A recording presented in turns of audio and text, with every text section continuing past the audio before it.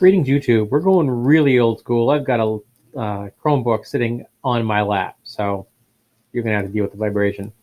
Today we're going to talk about the film Operation Endgame. It's a 2010 film, and I bought it blind.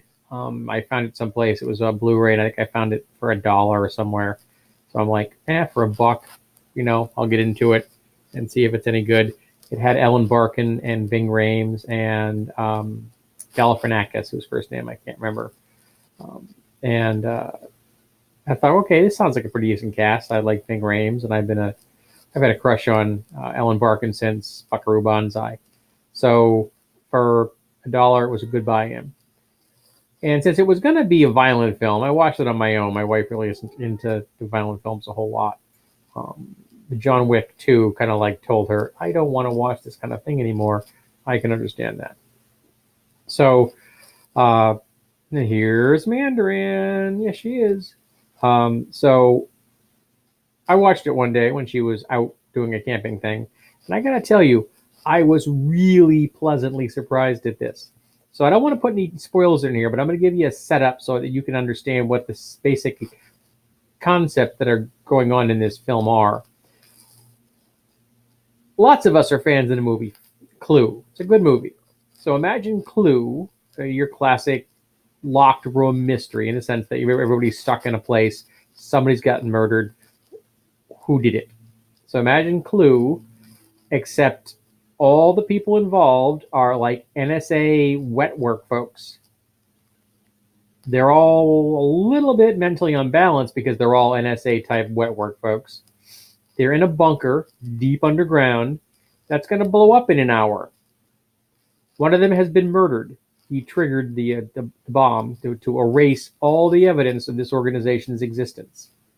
And now they don't trust each other, and they need to get out of this base. Otherwise, they all die. There are no firearms because their boss, who triggered this bomb, was paranoid and figured that someone would try to kill him. Not necessarily an unfounded fear. So the group, or I should say individuals, they don't really group well for the most part, have to find weapons in the office themselves, in this underground bunker. And it's just like an office, it's like underground headquarters of an intelligence agency. There are no firearms. So they have to find what they can and use them, defend themselves from each other, while they desperately try to find a way out of a base that's about to blow up. It is darkly humorous. I mean, there is some dark-ass humor in here. The acting is solid. The action is great. It was really nice because there were 4 women in this cast, and none of this bullshit of like, oh, the women only fight women. You've seen that so many damn times in action films. No, every single person is a credible threat from beginning to end.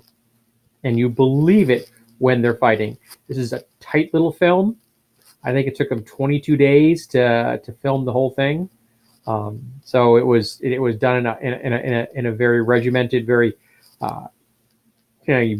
low budget, almost guerrilla filmmaking kind of style, and it works. There are very few sets. You have a surface office where people are observing the people below them.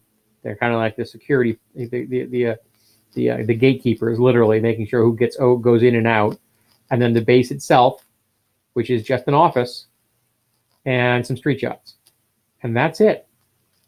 Everything else is either archival footage from actual historical news broadcasts. So it sets it as the day that Obama is taking office.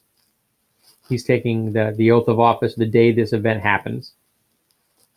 Which is why it happens, because one administration is ending and they would like to make sure that there is no evidence that their administration did some things. So the Bush administration decides we're just going to erase this entire organization, and they do it in the most spectacular way. But in the process, it is so much damn fun. If you've seen Free Fire, which is kind of a similar concept, you get a bunch of people trapped in one place in this massive gunfight, in that case, firefight.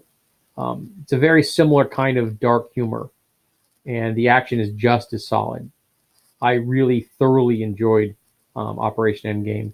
If you are an action fan and you like Ving Rhames, you like Ellen Barkin, you like Galifianakis, and you just like a well-written, well-acted, tight little film with no extraneous big budgets and all that crap, I definitely think that you will enjoy Operation Endgame.